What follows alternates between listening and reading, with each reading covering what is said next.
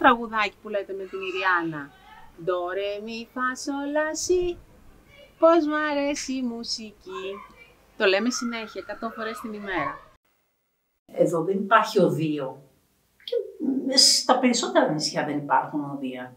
Αυτό που γίνεται λοιπόν με τα μουσικά εργαστήρια είναι πολύ θετικό για κάποιον που θέλει να μάθει μουσική. Είναι πολύ ωραία η μουσική.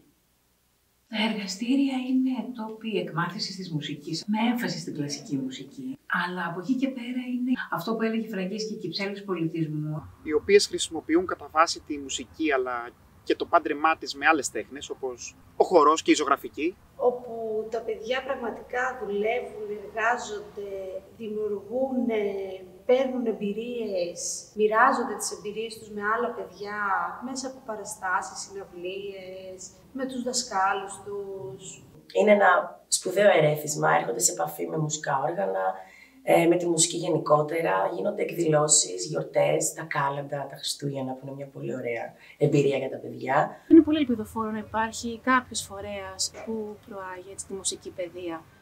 Νομίζω ότι επειδή είμαστε και πιο μεγάλη σε ηλικία, κάποια παιδιά δίνουμε κίνητρο και στα μικρά να ασχοληθούν με τη μουσική, βλέποντας εμάς τους μεγάλους να πηγαίνουμε στα εργαστήρια. Είναι μια όμορφη, ας πούμε, δράση και για μικρούς και για μεγάλους, που μας κάνει και λίγο να ξεφεύγουμε από την καθημερινότητα του χειμώνα. Δεν έχουμε πολλές δράσεις έτσι κι αλλιώς στο νησί. Πέρα από τα αγγλικά, το σχολείο και τις άλλες ξένες γλώσσες και τον ελάχιστο αθλητισμό που έχουμε, ήταν αναγκαία η ύπαρξη του μουσικού σχολείου. Δεν υπάρχουν συνήθως μουσική στα σχολεία, άρα αυτομάτως μία δυνατότητα τέτοια παρουσιάζεται και έρχεται να δοθεί μόνο μέσω του συνδέσμου. Είναι πάρα πολύ ωραίο να βλέπεις τα παιδάκια με μουσικά όργανα να κινούνται κάθε Σαββατοκύριακο στο νησί για να πηγαίνουν στο μάθημά τους. Είναι ωραίο να βλέπεις ότι γεννιέται η αγάπη για τη μουσική μέσα από όλη αυτή τη συμμετοχή. Ανυπομονή κάθε φορά. Από όσο γνωρίζω και τα άλλα παιδάκια το ίδιο αγωνία έχουν κάθε 15 μέρες. Ξέρω ότι και στα μεγαλύτερα παιδιά κάνουν μαθήματα ακόμα και online για να μην χάνεται η επαφή και να υπάρχει μία έτσι πιο ομαλή ροή των μαθημάτων.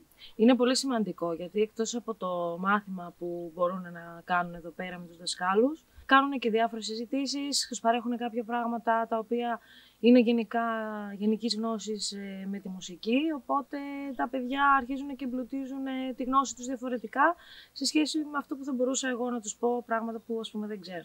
Δημιουργεί μια κοινότητα το εργαστήριο, δημιουργεί μια κοινότητα γύρω από την τέχνη και την ανθρώπινη ανάγκη για δημιουργία και μάθηση. Υπάρχει ένα ευχάριστο κλίμα στα μαθήματα. Δεν υπάρχει μια αγωνία, δεν πάει διαβασμένος, δεν υπάρχει αυτό καθόλου. Είναι πάρα πολύ χαρούμενο και παιχνιδιάρικο. Εκεί θα γελάσουμε και θα κάνουμε μάθημα και θα πούμε και εκτός μαθήματος πράγματα. Και έτσι πρέπει να είναι πολύ ευχάριστα.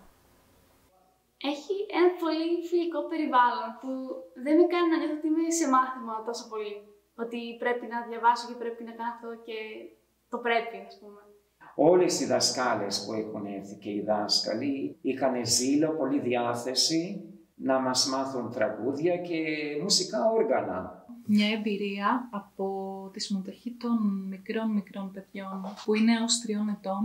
Παίζουν μουσικοκινητικά παιχνίδια με τους γονείς τους, με πόσο ενθουσιασμό ανακαλύπτουν τα ξυλόφωνα, τα μικρά κρουστά όργανα και πόσο τα βοηθάει η συμμετοχή στην ομάδα αυτή να κοινωνικοποιηθούν. Τα παιδιά που πάνε στο μουσικό σχολείο έχουν ηρεμία, έχουν ζωντάνια, έχουν τσαγανό. Νομίζω ενισχύεται και η αυτοπεποίθησή τους, οι δεξιότητές τους, η κοινωνικοποίησή τους με τα άλλα παιδιά. Ωφελεί έτσι κι αλλιώς, ασχέτως αν ο άλλος ακολουθήσει ακριβώς την οδό του να γίνει μουσικός κλασικής μουσικής, ας πούμε. Το μουσικό σχολείο γενικώς φτιάχνει ωραίους ανθρώπους. Είμαι πολύ ικανοποιημένη από το μουσικό εργαστήρι. Δεν έχει χαθεί η επαφή με ό,τι έχουμε ξεκινήσει ούτε για λίγο, με μεγάλη προσπάθεια, γιατί οι δασκάλοι που έρχονται με μεγάλες προσπάθειες το χειμώνα. Όταν πρέπει να κάνουν ένα ταξίδι 6 ώρες να έρθουν και άλλες 6 ώρες να πάνε. Ενδεχομένως να τύχει και να μην μπορούν να γυρίσουν. Ακόμη πιο δύσκολα τα πράγματα. Οπότε κάνουν αγώνα. Παρ' όλα αυτά έχουν βοηθήσει πάρα πολύ. Ίσως η ανάγκη θα ήταν μια λέξη που θα τέριαζε. Ότι είναι ανάγκη και πρέπει να στηριχτεί και θεωρώ ότι χρόνο με τον χρόνο νομίζω ότι λειτουργεί ακόμα και καλύτερα. Η ικανοποίηση που αισθάνομαι και που νομίζω ότι όλοι οι δάσκαλοι στα νησιά αισθανόμαστε είναι πολύ μεγάλη. Βλέπεις την εξέλιξη παιδιών σε ένα πολύ παρθένο έδαφος, χωρίς ακούσματα κλασικής μουσικής, και όταν βλέπεις τα παιδιά αυτά να αρχίζουν σιγά σιγά βήμα-βήμα να εξελίσσονται και να κατακτούν νέους κόσμους, που στην αρχή ήταν αδιανόητοι, ακόμα και για τα ίδια τα παιδιά, είναι κάτι το πραγματικά εντυπωσιακό. Έχω μείνει έκπληκτος με το έργο που έχω προσφέρει όλα αυτά τα χρόνια. Μουσικό εργαστήριο της Ήπου, το οποίο δημιουργήθηκε από τη Φραγκίση την Καρόρη. Οι δικές σου κουβέντες ήταν: εγώ, Παπαγιάννη, θα βάλω τα σποράκια. Και τα σποράκια θα καρπίσουν, να το ξέρεις, θα καρπίσουν τώρα για 10 φορές. Η μουσική είναι πολύ σημαντική στη ζωή μου, καθώς εκτός ότι είναι ωραία, είναι και ένας τρόπος έκφρασης και μπορείς να δείξεις τι νιώθεις χωρίς να χρησιμοποιήσεις κάποια λόγια, απλά με ένα τραγούδι.